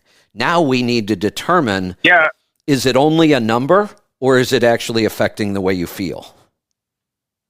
Oh, I mean, I feel great. I mean, it's like I've got cushions in my joints and stuff. Again, I almost got out at the receiver, but then ran to the shipping office. And, I felt so bouncy and, I felt great. Good. Now, this was before I started Cardio Miracle, before I went home. Since then, I mean, I've been a little more tired and stuff than I was, before the numbers went down. Once the numbers went down, my energy went back down. Okay, then here's the thing. I would test this one or two more times, and if that is the result, I would stop taking it. Yeah, and I was just taking it for the benefits. I've never really had high blood pressure. I mean, last time I checked it when I had my DOT pill, it was like 112 over 65-ish. And that was at 330 pounds because I was 330, a month ago. Yeah. I've already lost, like I said, 35 pounds in the month I've been doing back on and I'm actually doing more carnivore, ketovore. Excellent.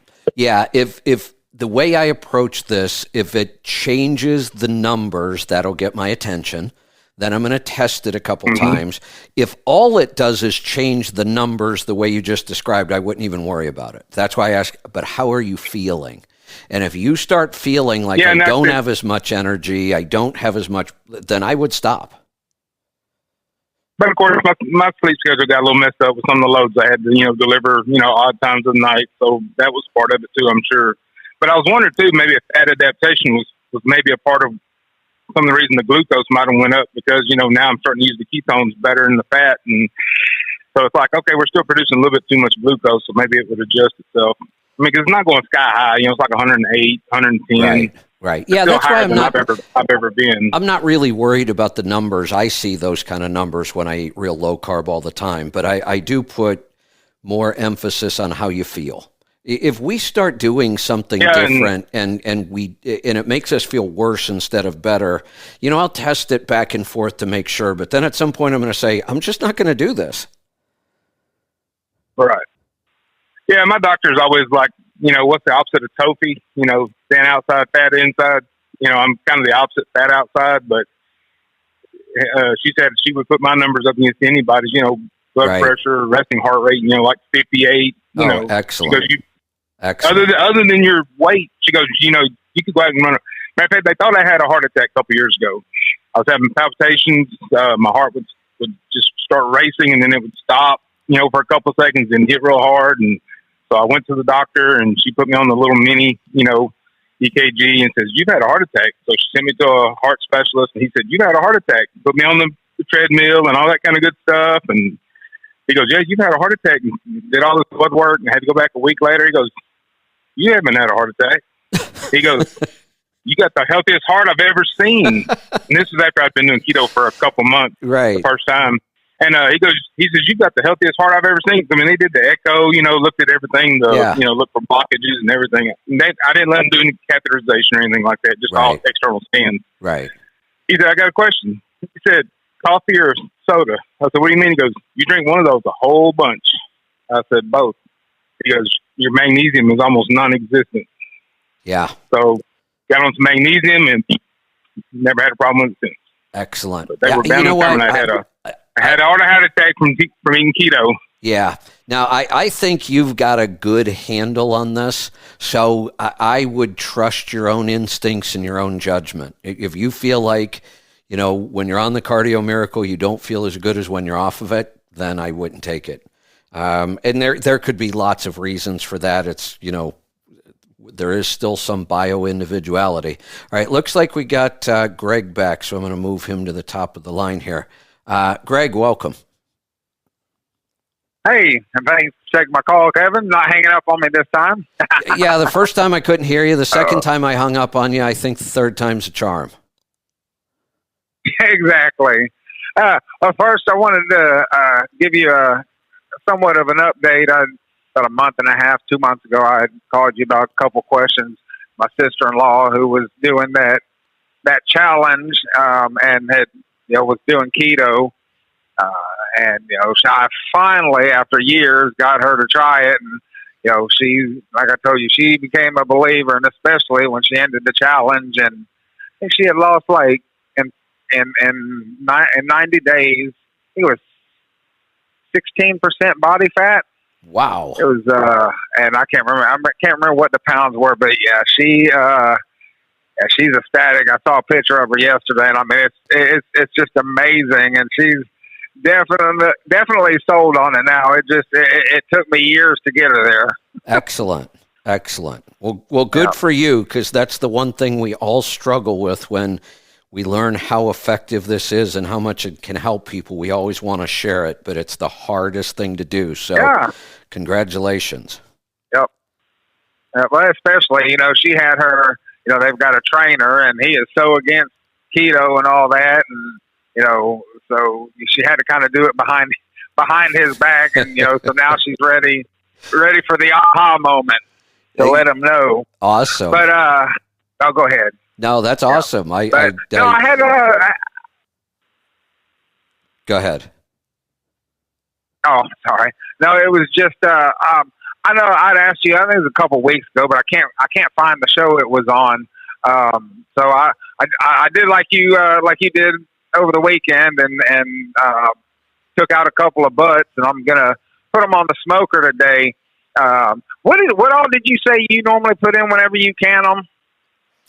So I'll just go through the whole process on the pork butts, because I've had several questions on it and I haven't had time to write this up yet. So, so I smoke it differently, because when we can meat, it's going to get a long cooking at a high temperature, 75 minutes at like 250, which is a lot of cooking. So it's going to cook in the canning process itself. We could actually start with raw pork and it would cook completely till it fell apart just in the canning.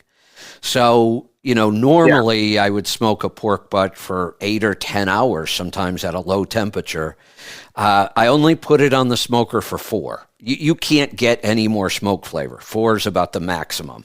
You get a nice deep smoke ring on it. You get a good smoke taste. Now, it is still almost raw inside, because it's 4 hours at like 185 on the smoker. So pretty low temperature. Yeah. So, it's hard to cut. It's hard to get off the bone completely. But then it's ready to can. It's got smoke flavor. It's not totally cooked.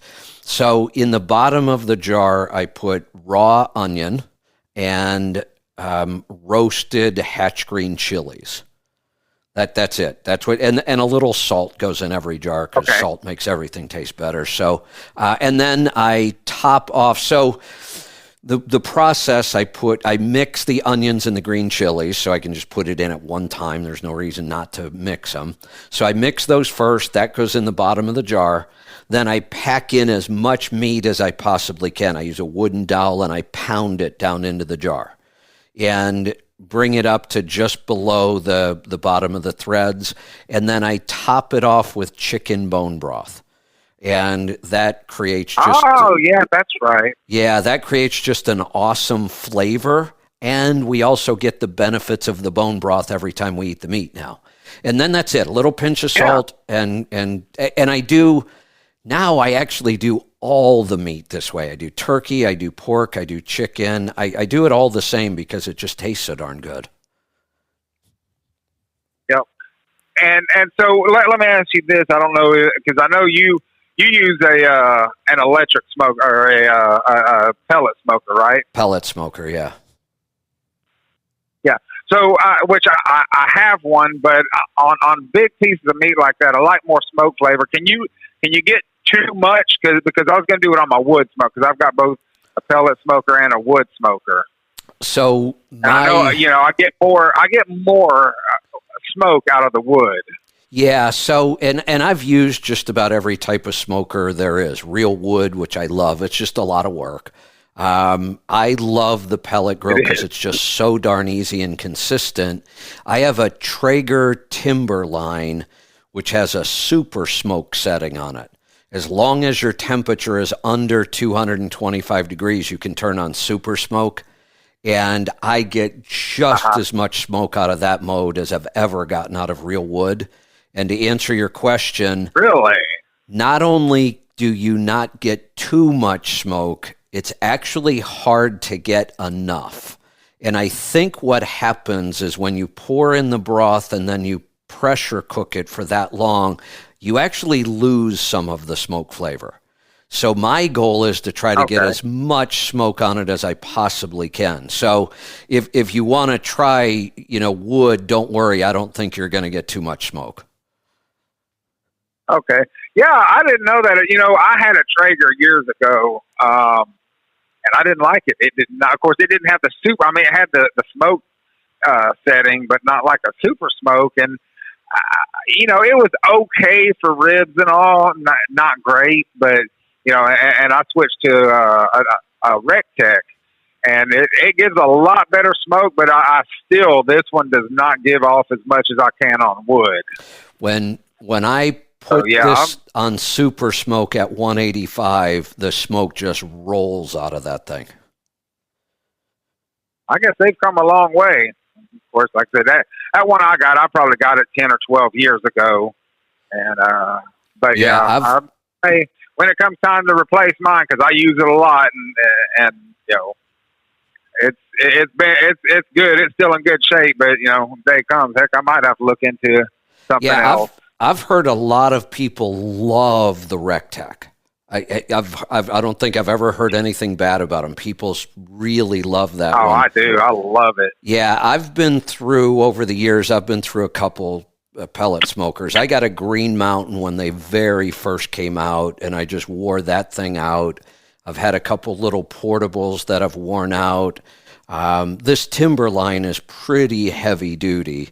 And if I ever did wear this one out, or for some reason I wanted another one, my next one will be a Rectech, just because I've heard so many good things about them. Oh, it is. I mean, and they're great. The only downfall to Rectech is you can't get them in stores. But if you have any issue, they overnight you parts. And it's got they got a 6-year warranty. So me and a couple of my brothers and quite a few of my friends that have bought them, and we all love them. But that'll be my next. Also, and you'll love it, believe me. And like I said, mine gets a lot of use, and I can even grill. Heck, I rarely use charcoal anymore. Even for grilling, I'll grill a steak on it. Get it up to about 500-600 degrees and grill it. But so also though, my other question was doing the liver. I got it because that's what I'm gonna have tonight, and I got it soaking in buttermilk. And you said I forget what kind of flour that was, but arrowroot. Arrowroot. Yeah. So, and do you add what kind of seasonings? Do you add any seasonings to it? You know, for some reason, for me, if I do a steak or other, I have a couple blends that I really like to use. But when it comes to liver, I just like salt and pepper. That's all I put on it. That's what I was kind of thinking. Yeah. And then you just kind of do you roll it in the arrowroot or just kind of sprinkle it on it? No, so I just put it in. Actually, the best way to do it is put your arrowroot in a Ziploc bag, and then I take the liver right out of the buttermilk. Give it a little bit of a shake to get the excess off, but not too much. Then I just throw it in the bag and shake it up. Okay, and then as far as frying it, I guess probably either olive oil or avocado oil. Yeah, something that'll avocado oil, has a smoke point of about 500 degrees, or I'll use beef lard, or beef tallow or pork lard. Most of those can handle pretty decent temperatures without really burning, because I want that pan screaming hot. So I use a little bit of an oil that will hold up to that heat. Avocado is one of the best for holding up to that kind of heat. Most good olive oils some olive oils will start smoking at 320. Some olive oils have a really, really low smoke point. So I tend to go with either avocado oil or an animal fat. So what do you, do you get it up to a certain temperature before you drop it in there? Just screaming hot. That's my temperature. Just get it hot. Yeah. Okay. Yeah. Okay. All right. I'll tell you. I'll tell you another product. I don't know if you've heard of or not, and I don't know how you do your whenever you fully cook something and you want it to a certain temperature. But a thing called ThermoPen. You ever heard of it? So I have a feel. I haven't heard of that specifically, but I have a feeling it does the same thing as a product I found that changed smoking for me completely. There's that issue, especially with pork, where you reach that stall point. You get right around 160 degrees or so, and it stops getting hotter. And one of the reasons is the internal fat starts melting at that point, and that melting fat keeps cooling the meat down. And you can't seem to get past that point. They call it the stall. I use something called pink butcher paper. And it's probably the same idea. You wrap the meat, you take the meat off the smoker, wrap it in this pink butcher paper, put it back in, and then your temperature will start going right back up again. Oh, okay. Actually, though, what this is because I know generally most things that I smoke, in order to break down the collagens and all, you want to get it to about 200 degrees or so on the internal temperature. That's all this is.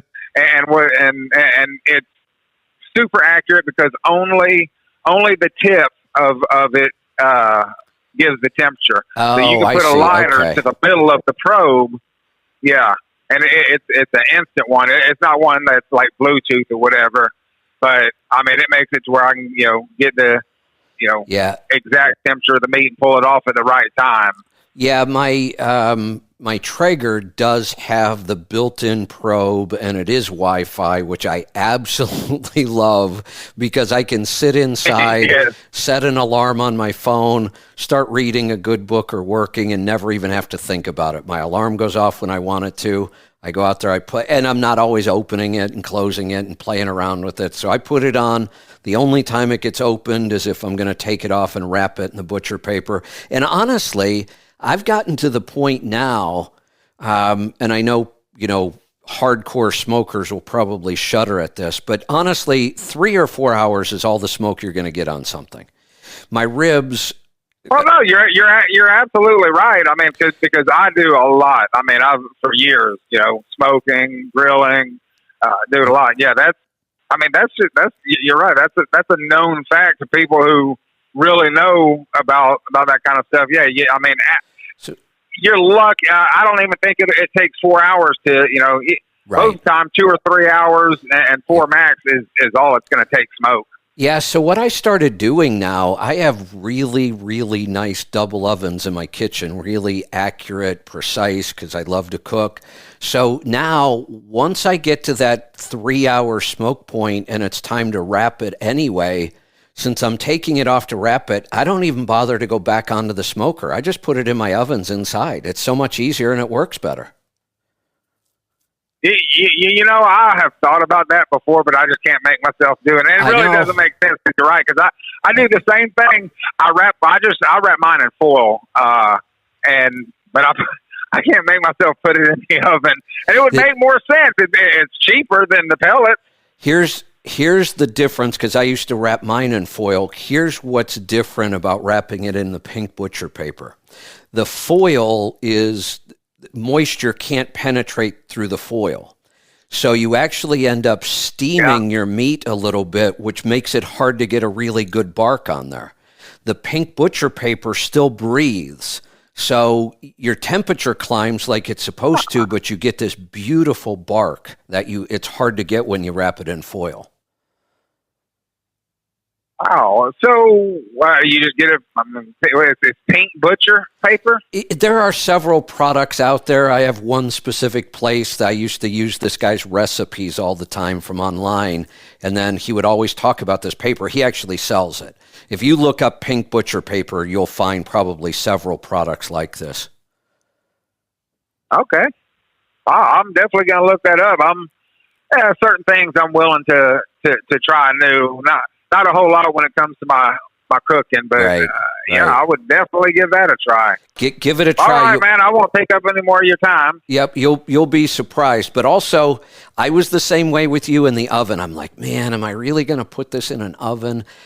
I would never go back. 3 to 4 hours on the smoker, no matter what meat it is, and then it gets wrapped and goes in my oven to finish. Let's go to Tennessee. Mark, welcome to the program. Stanford Graham legal license is suspended for misconduct. Do you know that? Hey, Chris, nobody's listening to you anymore. Just go away, really. Let's go to Las Vegas. Gene, welcome to the program. Hey, good day, Kevin. What's on your mind? Before I get to the question I called about, I have another question I developed as I was listening. I have a couple trucks, and I have a driver that's starting a dedicated route, and I have a car that he's going to be driving back and forth that the company bought. Do I write the miles back and forth, or just the expense for the gas, or how do I approach that with him driving that car back and forth every day? Hold on. I totally missed something there. Go back and start that question over. Okay, I have multiple trucks, and I have a driver. We're starting a dedicated route today, and I have the company bought a car that he's going to be going back and forth to the truck to and from. Okay. Technically, with him running the car back and technically, this gets really weird because back and forth is considered commuting. Back and forth from where we live to where we start our job or where our job exists. That's considered commuting, and commuting is never deductible. Not for anybody, not for the business, not for the employee. So unless we can figure out a way to call it not commuting, like I said, you can go make a stop. That's a little harder for an employee. So that's not going to work all that well in this case. But then we also have to make sure if we were to try to do this, that we're not creating some sort of a tax liability for the employee because you've now given him a benefit. He doesn't have to use his own car. There can be some weird tax rules around that. So if all this vehicle, when it's being used for him to go back and forth, I just wouldn't deduct it. It's technically, it's not deductible. It's too complicated. I would ignore it. I also wouldn't deal with the fact that you're giving him a benefit. I would just ignore it. Now, if you use this vehicle for anything else, going to get parts, that kind of stuff, then it's deductible, the mileage.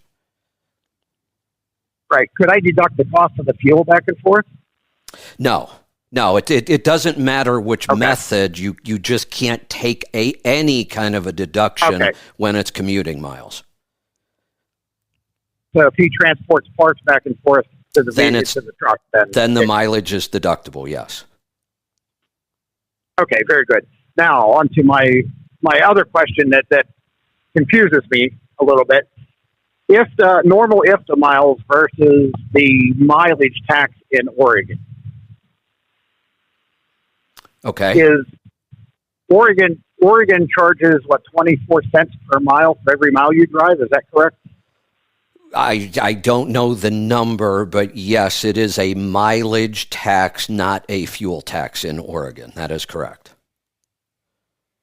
So if I would drive in Washington instead of Oregon, because I'm going to go from Seattle down to Kansas City, and there's two routes. I can go the high route and not touch Oregon, or I can come down to Oregon and go the lower route. When I was doing this in my head, if my fuel mileage is 8 miles a gallon, and I'm in Washington State, which I forget, I'm going to say it's 40 cents. I don't remember what it is, but I would divide the 40 cents by my fuel economy to see how much per mile that I'm giving the state of Washington as opposed to Oregon. Correct? That is correct. Yep, and you're thinking correctly. Most times, like where I'm standing right now, 84 in Oregon is right behind me. And across the river is 14 on Washington. They both go straight through the gorge. As long as you can get through the tunnels on the Washington side, because they have some weird low tunnels, you're almost always better off traveling on the Washington side. It's more cost efficient. Correct. Yep. Okay.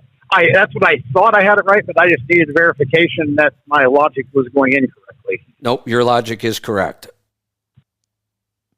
So that makes Oregon the most expensive state to drive through then. Technically, it can be. It gets a little more complicated than that. If you look at states like Pennsylvania, with like a 78 cent, I think, fuel tax, pretty darn high. 4.2. Okay. Yeah. I live in Pennsylvania, so it's high. And what confuses people is when they hear that, their immediate reaction is, well, I'm not going to buy fuel in Pennsylvania then. That's the absolute wrong way to think about this. You don't pay the tax because you bought fuel. You pay the tax because you drove in their state. Right. And I adapted your logic before. It took me a while to get my head around it. I just looked with our app from Landstar. We can see what the net price of fuel is. Take the discount out, take the IFTA out. Perfect. I hunt for that cheapest gallon of net diesel fuel.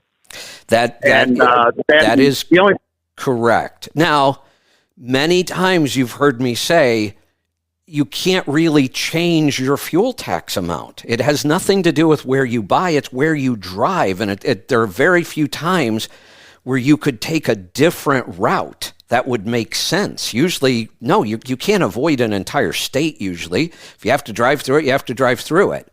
But right here where I'm standing, the gorge is one of those examples. It's like a half a mile. For you either take 84, you cross the river, and it's right there.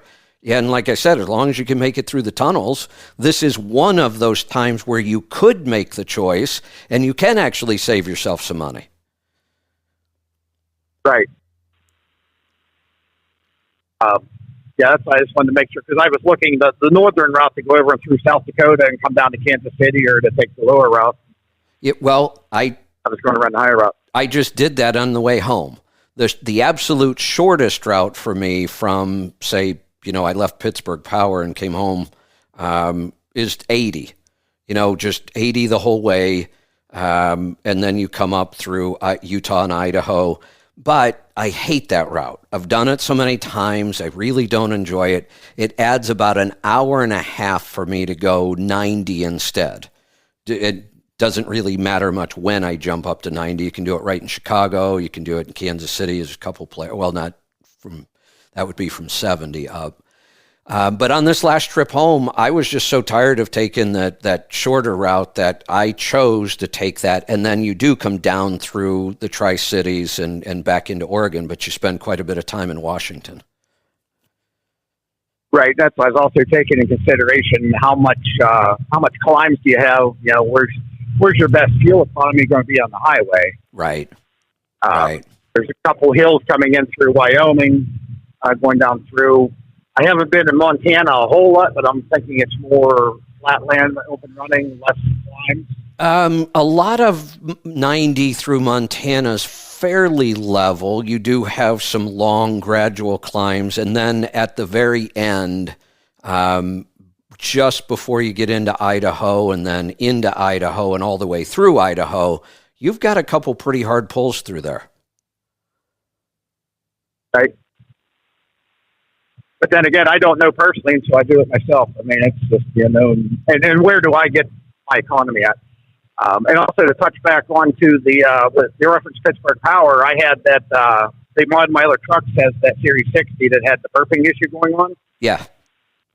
And Leroy, he fixed me up. That was if anybody has that problem going on, which when I called over and talked to them, they said they had several people call them after I was on the show and said what was going on, and they had the same exact thing. So it's more out there than what was known even in the beginning. I think Leroy said they had 7 or 8 people call in. I was shocked. You were the first one I had heard. When I first heard you talk about it, it reminded me of what we used to call the coughing issue with the variable geometry turbos and EGR. Primarily on the ISX, they were the worst, but the 14-liter EGR engine did it. It sounded like that, but we knew it couldn't be that. But you were the first one I had ever heard of it on a pre-emission Series 60, but I'll bet I had 10 messages about it. Yeah, I just had a gentleman call me. That's whenever you come to me earlier, a gentleman had called me to ask me about that. He'd heard me on the radio. He got my phone number and called me, and I was answering his question whenever you put me on the air, and then Andy called me back. Got it. But Leroy definitely figured that out. The truck ran great. It runs just like my N14 does now. Excellent. Maybe a little bit better fuel economy. Yeah, excellent. It was 180 degrees improvement. I was in the Flagstaff with that truck, and I was going to Vegas with it the trip before, and the traffic was back up on 40, so I jumped off the town. I was going over to Little America, and just going through those traffic lights, when I was at that lower speed, it was coughing and puking smoke, and sometimes you wondered if he's even going to make the next traffic light. It felt so bad. Once he did that, I ran up into Detroit, and then I ran over to Eastern PA, and it ran flawlessly. I mean, it was 180 degree improvement on that aspect. My guess, that's really good to hear, and I'm glad we figured this out. And Leroy and Pittsburgh Power's got a fix. My guess is you could take this to 20 different shops around the country, and they'd never figure it out. Well, I had a couple mechanics around it. We're all scratching their heads. That's why we put injectors and the harness in it. Yeah. Looking at some other issues, it wasn't until, and I'm only 45 minutes away from Pittsburgh Power. Well, that's nice. Matter of fact, I'm the one to stop by and drop the book off for you. Oh yeah, your camp backpack. Yeah, absolutely. Yeah, thank you for that, by the way. Thanks for bringing this issue to our attention. It sounds like it is far more common than we realized. Let's go to Virginia. Mike, welcome to the program. Hey, Kevin, are you having a good day today? I'm having a wonderful day. What's on your mind? Well, on that Cardio Miracle, well, you know how you do your bulletproof coffee? Yeah. Or however you want to say it. Well, I just take and mix some coconut oil and some of the bone broth and some collagen, and I put the Cardio Miracle in it, and then I just mix it up with hot water in about probably a 32-ounce cup and drink it that way. Really? So bone broth, pretty good, you ask me. Coconut oil, collagen. So that would be a very savory flavor, and I love the taste of the Lona Life bone broth, but I can't imagine adding sweetness to that. Well, it doesn't really taste sweet at all, to be honest. Okay. I mean, because I use that Thai curry bone broth. Oh, okay. The Thai curry's got a pretty strong taste. I love the Thai curry, by the way. Well, this might be interesting. Yeah, I do too. I really, really enjoy my Cardio Miracle cold. I love it on ice. Have a big tumbler. If I'm working outside, I really like it cold. But for people who may not like the taste cold and get that weird aftertaste, this might be a way around that. Yeah, I mean, because it's pretty good, you ask me. And I have another issue. I called you, what was it, probably back in February, I guess it was, maybe before that, about the blood clots I had, and talked to Dr. Wilson. Yeah. And I talked to Dr. Latanza, who's, an associate of his, and I'm the one that sent you that paperwork on the dysbiosis. Yes. Where I had the real high numbers on dysbiosis and all that. Right. And I'm still trying to get that all figured out, because I'm taking all the stuff she recommended to me to take, the N-Tenzyme Forte and some Ibuterol, I think it is, or Buterin. Okay. So I'm taking stuff like that. And ever since last July, I have had an issue with being itchy, and she says it's probably from the dysbiosis. And it seems to be slowing down a little bit, but I guess I just have to keep doing the, I guess it's called glutarase that she's got me on. Glutarase, yeah. Anything that ends in ASE like that is going to be some sort of an enzyme. Yeah. So, but yeah, it's starting to get taken care of. I mean, I'm not as itchy as I was for a while. I was going crazy for a while. Well, good. That's a good sign. And anyway, dysbiosis doesn't go away quickly or easily. When you get a bad case of dysbiosis, sometimes we have to work at it really hard to get it to improve. Right. Well, if you remember that paperwork I sent you with the score sheet on my dysbiosis, yours was pretty bad. Oh, up there in the 9s. Yeah, yours was pretty bad. That's going to take some work, but it sounds to me like they're absolutely on the right track. Yeah. Now, would that be an issue with fat digestion too? With that, it can be. By chance? Yeah, it can be. Anytime we're dealing with digestion, there are always multiple issues. If we're not producing enough enzymes, which enzyme is it? We have enzymes that break down protein. We have enzymes that break down carbohydrates. We have enzymes that break down fat. So, and this is again why it can get fairly complicated to fix dysbiosis, because we have to fix all of the other digestive issues at the same time. Yeah. Okay. Well, that's about all I have. All right. That's all I need today. Thanks for the call. I'm going to head off one more call. Looks like we're going to go to Texas. Paul, you get the last word today. What's on your mind? I'm actually in Oklahoma, so close enough. Right. Yeah, near enough. Same thing. Just felt different. Yeah. I got two things real quick. Someone called the other day and mentioned me. Yes, I'm a Kiwi, and a Kiwi can also be a fruit or a bird, and we don't give a crap. We're not offended. Good. Good. Yeah. So I haven't seen any news at all since Thursday, or heard any news since Thursday. Well, yesterday I'm trucking along and I noticed, there's a lot of flags flying at half staff, and it's like, I guess somebody died. So then I see on Facebook later, I only looked at the headline, I didn't even read the story, but apparently a bunch of people got killed by some lunatic with a gun. Yes. So are we going to fly the flag at half staff every day for the people that get killed by medical malpractice or opioids or fentanyl or traffic deaths? There's as many people get killed by that. Well, to answer your question, no, we're not going to. And for one, there's one big reason.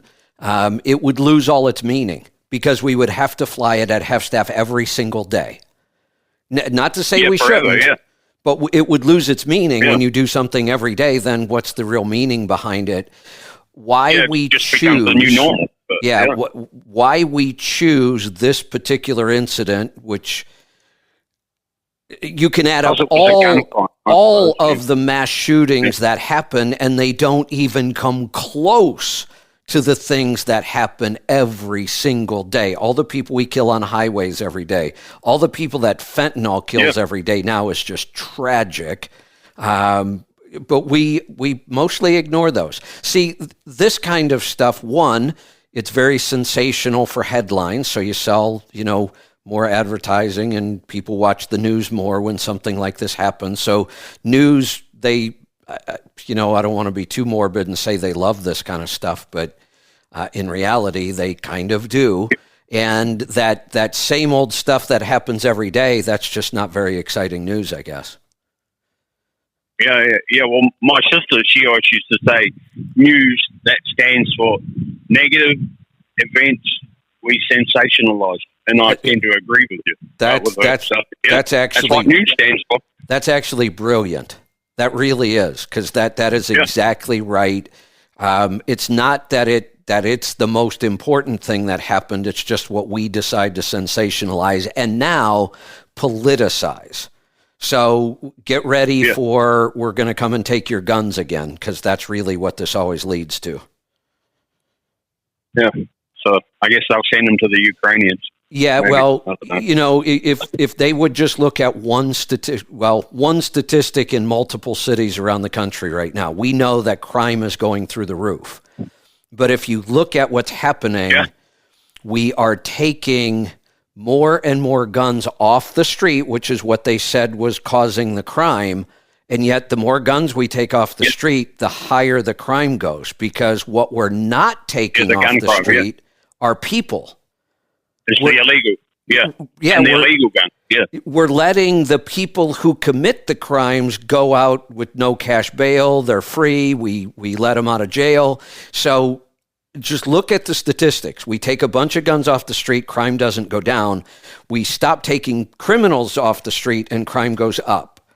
It's not the guns, it's the people. But they'll use this story to come after our guns again. Yep. So, all right, that's all I got today. So. All right, that's all I need, and that is going to wrap it up today. Great show. Thanks, everybody. We will be back tomorrow for the Power Hour and the Pit. We will see you then. Be safe, be profitable, be fit and healthy. Always do the hard work and master the journey.